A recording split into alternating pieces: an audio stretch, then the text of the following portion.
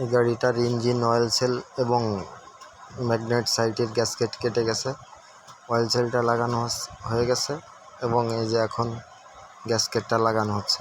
গ্যাসকেটটা সুন্দরভাবে আগে চেম্বারে আঠা দিতে হবে, আঠা দিয়ে পরে সুন্দরভাবে গ্যাসকেটটা লাগাইতে হবে। যদি ঠিকভাবে না লাগে তাহলে মোবিল চুয়াবে।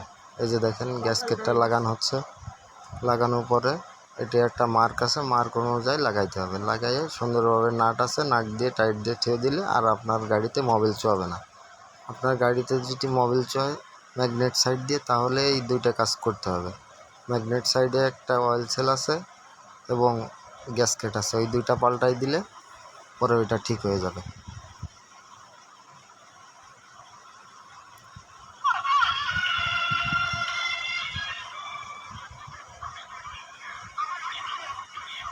দেখতেই পারছেন লাগানো হয়ে গেছে।